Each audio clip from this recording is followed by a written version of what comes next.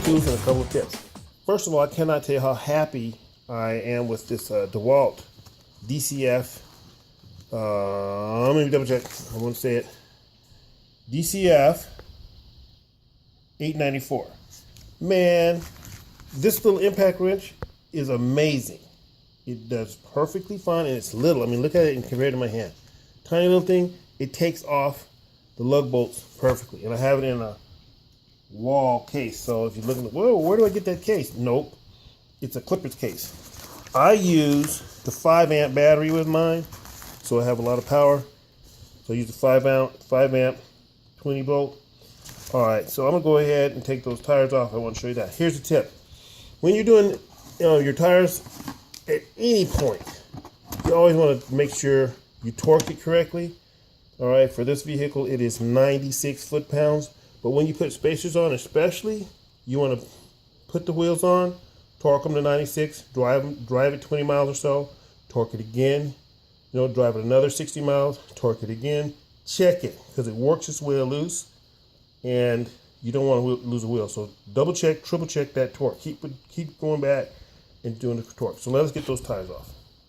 Okay, since I'm doing the rears first, I got wheel chucks in the front, as you can see here. And in the back, jack stands.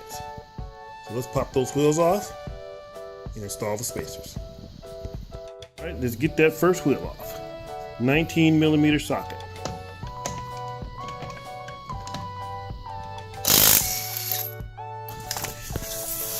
Yeah.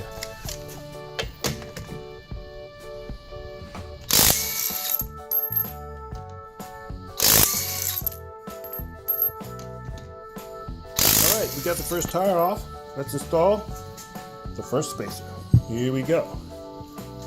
Alright then, see how they fit.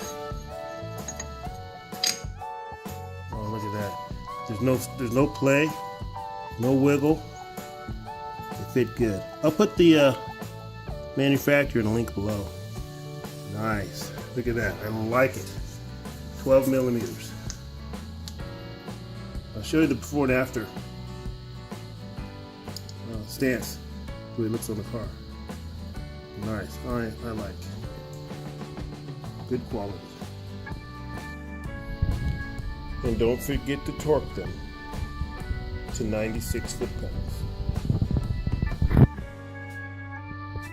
Here's a quick shot of the fronts.